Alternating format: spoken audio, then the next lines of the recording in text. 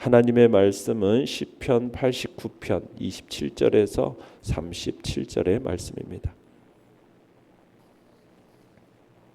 시편 89편 27절에서 37절까지의 말씀 우리 한 목소리로 같이 읽겠습니다. 시작.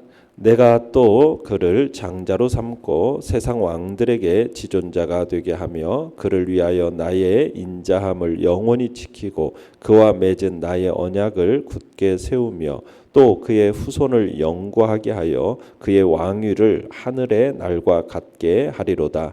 만일 그의 자손이 내 법을 버리며 내 규례대로 행하지 아니하며 내 율례를 깨뜨리며 내 계명을 지키지 아니하면 내가 회초리로 그들의 죄를 다스리며 채찍으로 그들의 죄악을 벌하리로다. 그러나 나의 인자함을 그에게서 다 거두지는 아니하며 나의 성실함도 패하지 아니하며 내 언약을 깨뜨리지 아니하고 내 입술에서 낸 것은 변하지 아니하리로다.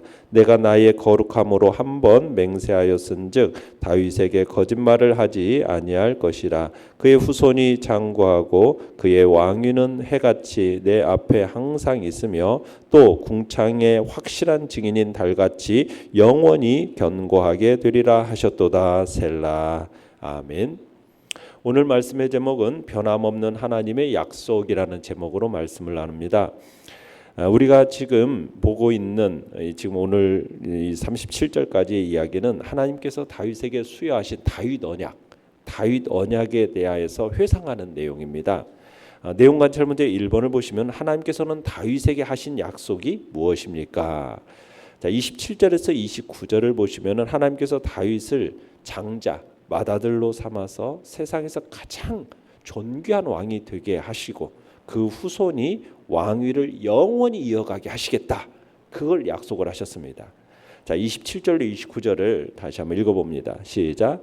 내가 또 그를 장자로 삼고 세상 왕들에게 지존자가 되게 하며 그를 위하여 나의 인자함을 영원히 지키고 그와 맺은 언약을 굳게 세우며 또 그의 후손을 영구하게 하여 그의 왕위를 하늘의 날과 같게 하리로다. 자, 여기서 하나님께서 다윗을 장자로 삼아 주시겠다 하시면서 놀라운 축복을 주신다라는 거죠. 그래서 다윗을 하나님의 특별한 소유로 삼으셨다라는 겁니다. 세상 왕들에게 지존자가 되게 하신다. 이 표현은 바로 하나님의 대리 통치자로서 다윗을 이스라엘의 왕으로 세우실 뿐만 아니라 세계 열방 중에서 열왕들 중에서도 가장 뛰어난 왕이 되게 하시겠다라는 거죠. 하나님의 백성 이스라엘에게 이 하나님의 언약이라는 것은 주의 성실과 주의 인자의 기초가 되어서 부여되고 성취가 되는 겁니다. 그러니까 주의 그 성실하심, 주의 그 인자하심 그 자체가 하나님의 언약의 본질이거든요. 그래서 이것이 그 주님의 성실하심과 인자하심이 그 이스라엘의 운명을 결정짓는 겁니다. 그래서 하나님이 다윗과 맺은 이 언약을 인자하심으로 영구히 지키겠다. 영원히 유지시키겠다. 이것을 지금 확실하게 드러내고 있는 말씀이 바로 27절로 29절의 말씀입니다. 자, 그런데 내용 관찰 문제 2번을 보시면 다윗 자손이 하나님의 법과 규례를 지키지 않으면 어떤 일이 일어난다고 말합니까? 30절로 32절을 보시면 다윗의 후손이라도 하나님의 법을 지키지 않고 죄를 지으면 벌을 받을 거다라는 이야기를 하십니다. 자, 30절로 32절을 읽어보겠습니다. 시작. 만일 그의 자손이 내 법을 버리며 내 규례대로 행하지 아니하며 내 율례를 깨뜨리며 내 계명을 지키지 아니하면 내가 회초리로 그들의 죄를 다스리며 채찍으로 그들의 죄악을 벌하리로다. 자, 다윗의 위를 영원히 보장하여 주시겠다라는 약속은 하셨지만 그럼에도 불구하고 다윗의 후손이 율법을 지키지 않을 경우에는 회초리와 채찍으로 그들을 징책하시겠다 경고하십니다. 자, 하나님은 이러한 경고에 따라서 다윗의 자손이 범죄할 때 사람의 회초리, 인생 채찍으로 그들을 징계하십니다. 사람 회초리, 인생 채찍이라는 것은 무엇입니까? 다윗의 왕국을 침공하는 이방 나라의 왕들을 가리키는 거죠. 이게 이제 대표적인 신뢰가 이 시편이 지어진 역사적인 배경으로 추정을 둘로서 이렇게 이제 생각하는데, 하나는 르호보암 왕 때 애굽 왕 시삭이 남유다를 침공했던 그때를 배경으로 보는 사람도 있고요. 또 하나는 남유다의 멸망, 주전 586년에 바벨론 왕 느부갓네살에 의해서 남유다의 멸망으로 이렇게 보기도 합니다. 특히 느부갓네살에 의해서 남유다의 멸망은 다윗 언약이 완전히 파기된 것처럼 그렇게 보일 정도로 이스라엘 백성들에서 진짜 충격적인 사건이지 않습니까?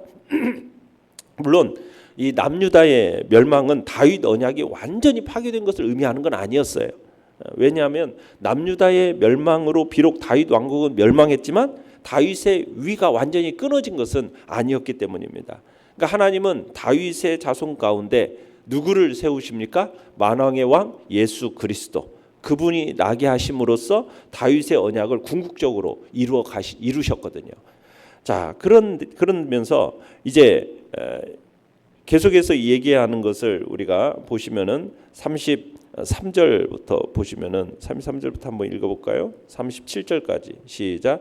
그러나 나의 인자함을 그에게서 다 거두지는 아니하며 나의 성실함도 패하지 아니하며 내 언약을 깨뜨리지 아니하고 내 입술에서 낸 것은 변하지 아니하리로다. 내가 나의 거룩함으로 한번 맹세하였은즉 다윗에게 거짓말을 하지 아니할 것이라. 그의 후손이 장구하고 그의 왕위는 해같이 내 앞에 항상 있으며 또 궁창의 확실한 증인인 달같이 영원히 견고하게 되리라 하셨도다. 셀라. 자, 36절로 37절처럼 그의 후손이 장구하고 그의 왕위가 뭐처럼요? 해같이, 그죠? 해같이 내 앞에 항상 있고 또 궁창의 확실한 증인인 달같이 어떻게 된다? 영원히 견고하게 될 거다. 그러니까 하나님께서 지금 해와 달을 통해서 당신이 영원히 변하지 않을 것을 말씀하고 계시는 거죠. 내용상으로는 다윗의 왕권이 해처럼 달처럼 영원히 견고할 거라는 말씀이지만 그걸 이루신 분은 하나님이시기 때문에 하나님 당신이 그렇게 변함없으시다라는 것을 말해주고 있는 겁니다. 자, 연구와 묵상 문제 3번을 보시면 우리가 하나님의 법과 규례를 지키지 못해도 하나님께서 언약을 지키시는 까닭은 무엇일까요? 왜 그럴까요? 하나님께서는 당신의 백성을 사랑하셔서 어떤 상황에서도 포기하지 않으시기 때문입니다. 포기하지 않으시기 때문에 하나님께서 벌을 내리시더라도 그 후손에게는 인자하심과 성실하심을 베풀고 언약을 깨뜨리지 않을 것을 약속을 주시죠. 결국 어떤 상황 속에서도 다윗 자손 왕으로서 그 지위를 지켜나가게 하시겠다. 왜? 당신의 백성을 사랑하셔서 어떤 상황에서도 포기하지 않으시기 때문에. 그렇다면 하나님은 왜 이처럼 당신이 택한 다윗의 후손들에서 그 위를 어떻게 보면 일시 단절시키는 것 같은 중한 징계를 내리시는 것일까? 궁극적으로 하나님께서 다윗과 그의 후손들에게 주신 언약, 다윗의 언약을 이루시기 위한 거라는 것을 우리는 생각해야 됩니다. 하나님의 성품 가운데 대표적인 성품을 말한다면 인자라는 것을 들 수가 있어요. 인자, 헤세드. 이 히브리어는 헤세드인데 인자라는 건 뭐냐면 자기 백성에 대한 하나님의 언약적인 사랑입니다. 언약적인 사랑. 그러니까 이 언약의 근거에서 자기 백성을 끝까지 사랑하는 것. 그걸 말하는 거죠. 그러니까 하나님께서 끝까지 언약을 지키심을 전제로 하는 겁니다. 자, 그런데 하나님이 언약을 지키시려면 이 언약의 대상인 인간이 바른 길을 가야 돼요. 바른 길을 가야 돼요. 만약 그릇된 길로 가잖아요. 그러면 하나님께서 아무리 언약에 신실한 분이라고 하더라도 당신의 언약을 지킬 수가 없어요. 그런 이유로 인해서 하나님께서 언약의 대상인 인간이 그릇된 길로 가면은 당신의 언약을 이루시는 한 방편으로서 어떤 일을 행하십니까? 파기된 것처럼 보이는, 당신의 언약이 파기되는 것처럼 어떤 심각한 파기된 것처럼 보일지라도 하나님은 그 언약을 이루기 위해서 심각한 징계를 가하신다라는 거예요. 당신의 언약을 파기하기 위해서 그런 일을 행하시는 게 아니에요. 다윗 언약을 주시면서 분명하게 말씀하신 것은 35절에서처럼 내가 나의 거룩함으로 한번 맹세하였은즉 다윗에게 거짓말을 하지 아니할 것이라. 당신의 언약을 폐기하시는 것은 당신의 거룩하신 성품을 부인하는 것과 같다라는 거예요. 그래서 한 번 하신 약속에 대해서는 어떠한 경우에도 폐하실 수가 없어요. 그러니까 하나님은 당신의 언약을 반드시 지키십니다. 그래서 하나님은 결국 어떻게 하십니까? 바벨론에 의해서 망한 남유다를 회복시키십니다. 그리고 예수 그리스도를 통해서 다윗 왕권을 회복시키십니다. 그러니까 하나님은 결코 당신의 언약을 파기하지 않으시고 반드시 이루시는 분이다. 이 사실에 대한 확실한 증거가 되는 거죠. 그러니까 하나님은 거룩하신 하나님이기 때문에 자신의 그 거룩하심을 한번 맹세했으면 다윗에게 거짓말하지 않는 그런 분이기 때문에 그 언약은 반드시 지켜지는 거예요. 인자하심 그리고 거룩함으로 지킨 그 맹세, 그것은 결코 패하지 않고 반드시 지키신다. 자, 그러면서 느낀 점 4번을 보면 하나님께서 자신의 백성을 포기하지 않으신다는 사실에서 무엇을 느낍니까? 자, 그러면은 하나님께서 하나님의 약속은 결국 궁극적으로 다윗의 자손인 예수 그리스도를 통해서 성취를 하셨어요. 우리의 왕이신 예수 그리스도의 왕권과 나라는 정말 영원히 견고할 겁니다. 하나님께서 선택하신 우리도 죄를 지을 때 당연히 벌을 받지만 하나님께서는 결코 우리를 포기하지 않으십니다. 내가 죄를 지었을 때 포기하지 않으시고 여전히 나를 사랑하셔요.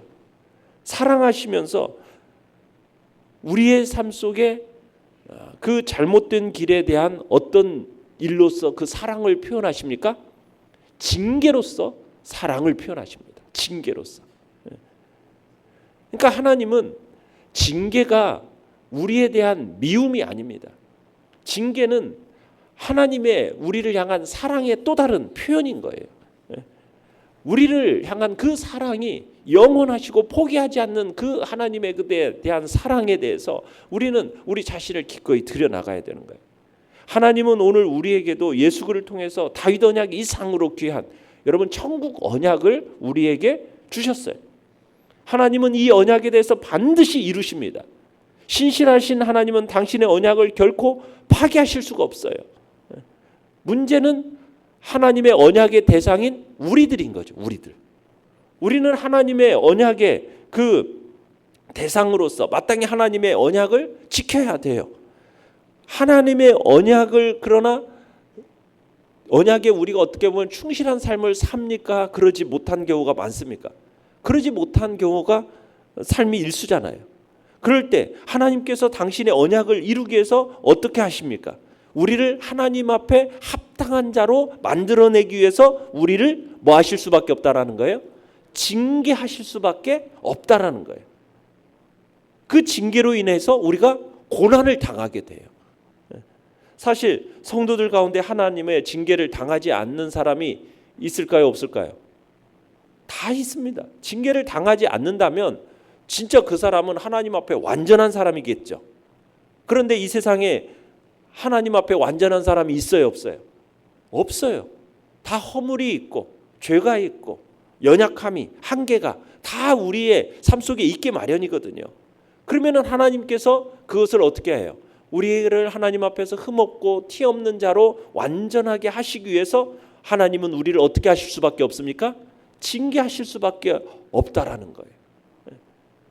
만약 징계가 없다면 그는 하나님 앞에 어떤 존재라고 여길 수 있습니까? 버림받은 자라는 거예요. 버림받은 사생자다. 하나님께 버림받은 자들은 어떻게 보면 당장은 징계가 없으니까 좋다 여길 수 있지만 그들은 결국 영원한 멸망의 심판에 이르게 되는 거거든요.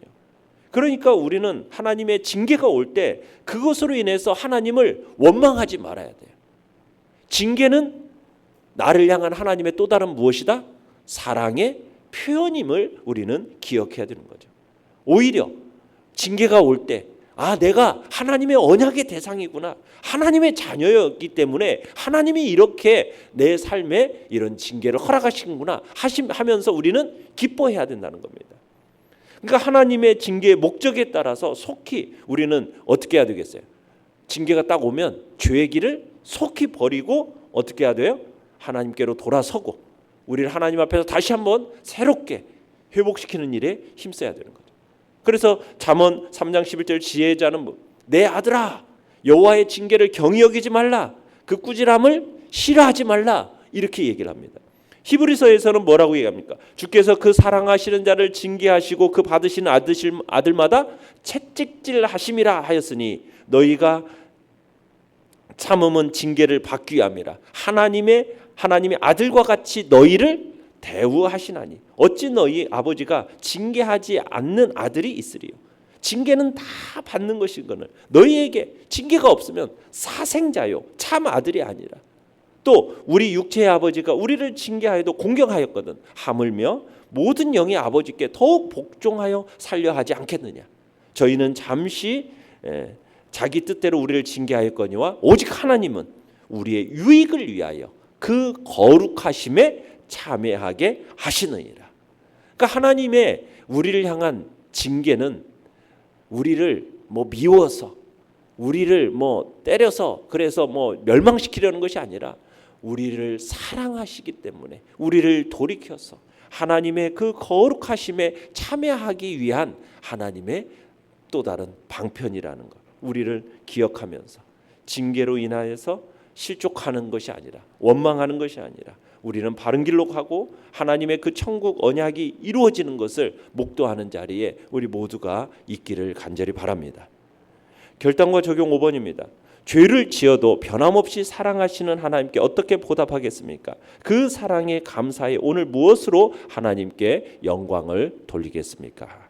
우리는 죄를 지어도 변함없이 사랑하십니다.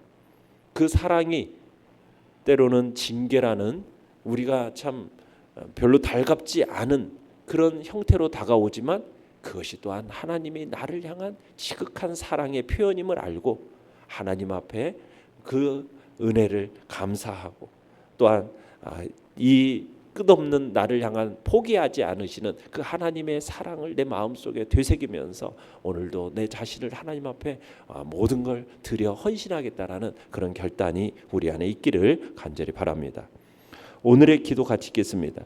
변함없이 나를 사랑하시는 하나님께 내 모든 것을 헌신하게 하소서. 아멘.